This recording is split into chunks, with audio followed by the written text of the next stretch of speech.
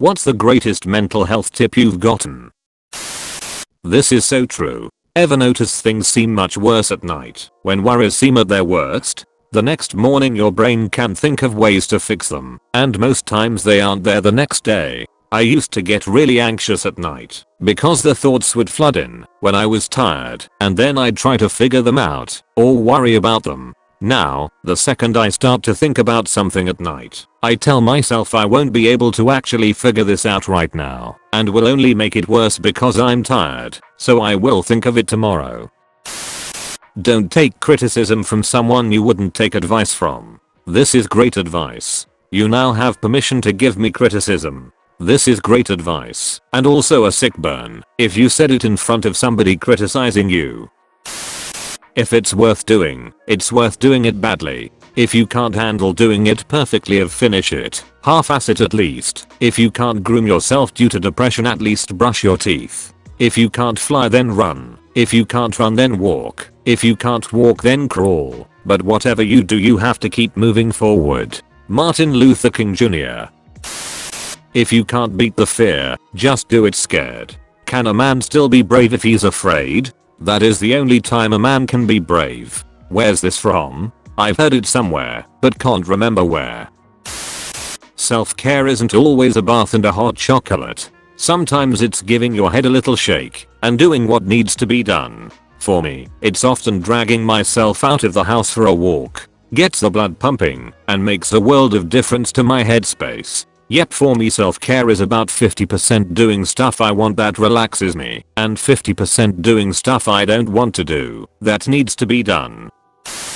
Not me, but saw it in a Tumblr post. Run the dishwasher twice. To put it simply, someone had revealed to their therapist that they felt really crappy about not having the energy to hand wash their dishes. The therapist suggested that they just put their dishes through the dishwasher twice. They point out that you're not really supposed to do that, but the therapist essentially shrugs and goes, who says you can't? You don't need to follow all these little rules. The patient takes their therapist's advice and runs the dishwasher twice. They also shower while lying down and put their folded clothes wherever they fit instead of in neat little sections. In short, you don't need to follow arbitrary rules, just complete tasks in whatever way is easiest for you. You can follow rules when you have the mental energy to do so. Technology Connections made a video about this. TLDW, the full 1 hour plus cycle of the dishwasher already runs it twice. That's the idea behind the little door for the detergent. First rinse without the main detergent, then drain the water, then a proper wash with the main detergent. The way to make a dishwasher wash better, use a liquid or powder dishwasher detergent and fill both the regular detergent place as well as the pre-wash place. That way, pre-wash has some soap and removes like 3x more fat and grime than with just water. You don't need to baby your dishwasher if you use its full capabilities correctly. Parent yourself the way your own parents never did. I'm still learning to do this, but I'm definitely much better at loving and forgiving myself. Hell yeah. I may not be good at loving myself, but I'm good at forgiving myself. It definitely takes time to learn, ESP, when we've been taught to hate ourselves. The validation you seek from others is validation you refuse to give yourself. But how does one validate themselves? Not an expert and your mileage may vary, but for me personally, practicing gratitude was a big help. When you spend enough time thinking about the people and things that you're grateful for, I found that eventually some of that positive energy can extend to how you view yourself. Also, you're probably a pretty good person who's doing their best. That, in and of itself, is admirable. Depressed boy here. Best tip I've ever gotten was whenever your mind is talking badly of you, act like a detective and remove yourself from the situation. Analyze from the outside and see what is really happening. You will soon realize that these thoughts are not your own, but one spawned by your illness. It helps me every day. Edit. Incorrect use of intrusive thoughts, so I took it out. This only applies to people having a distorted perception of their situation. Intrusive thoughts are often due to stuff happening for real. Figure out who you are and where you want to be before trying to get into a relationship. This after a divorce. Happily married now. Much better place emotionally. 2 point bingo. Don't think your life will miraculously improve because you found someone. If you are in a shitty place in life, any person who is attracted to you is probably fucked up too. One day at a time, honestly. When I scale out any plans to weeks/months/years, all I see is that barely any progress is being made, so I end up quitting altogether. Now I just take most things as they come, do what I do for the day, and stop getting stuck on overall progress, trusting that I'll get there in the end. It's less things on my mind, which has been wonderful for an overthinker like myself. Hour by hour, minute by minute, if you need to. I needed to in 2019. I couldn't win a day if my life depended on it. Hours were difficult. So win, read, feel better than hopeless garbage, a minute at a time. Chaining the minutes together led to hours and days. Sometimes it's the small things.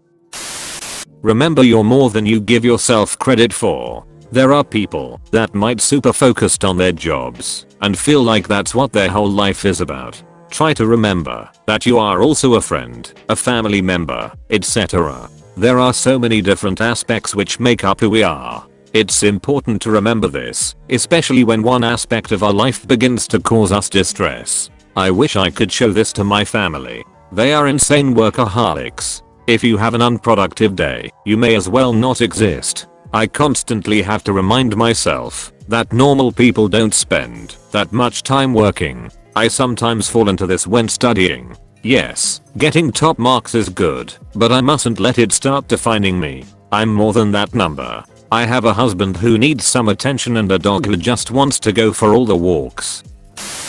It is okay to seek professional help. I mean, if you had some sickness or pain that wouldn't go away, what would you do? You'd go to the doctor and take care of that shit. Get some medicine, advice, a plan to deal with it moving forward. Yet for some reason there's a reluctance or a stigma around people doing the same with their mental health. Oh, you're in therapy. Oh, you're struggling with substance abuse. Oh, you're on medications for mental problems. We are not supposed to talk about that.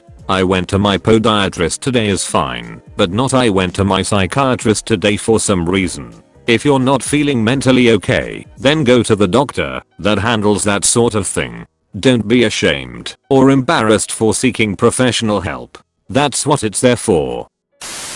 It's okay to not react to every bad memory that loves to resurface in your brain on the daily. It takes a bit of practice, but if you try, you can let those bad/embarrassing/cringy memories just wash up and over you instead of hitting you like a tidal wave. It's not one I was given, but I was doing it, and my therapist said it was a good thing to do. It's more for work or school, but can even be housework or social gatherings. When you are completely overwhelmed and you can't cope with everything you need to get done, focus on one thing you can do in 1 minute, no matter how small or insignificant. Send an email to someone, create a folder to save files, type up the intro page, take out the garbage, get yourself a drink. Don't think of the overall task that needs doing, just focus on one little thing that you can complete in 1 minute. Then start on the 5-minute things, then the 10-minute things. That breaks your overwhelmed spiraling and gives you a clearer mind. I have your infamous tiger parents, and one time I snapped and broke my mother's nose like straight jab to the face, and I was taken to see the psychologist. He understood my situation and told me, if you ever feel bottled up or fuming at someone, go somewhere and talk to someone about it. If you can't do that, go home and talk out loud about your problems with complete honesty. Just explain to yourself how and why it is bothering you. Edit. Just want to add some advice for those who will have the blessing of becoming parents soon. Have understanding. Yes, I'm academically successful, but they got that at the cost of being hated by the same thing they made. Are you aware that breaking a growth can have deadly, even fatal repercussions? Have you studied history, Ted? Extensively, but I'm a little shaky on fake history, The so... tragic cost of a broken growth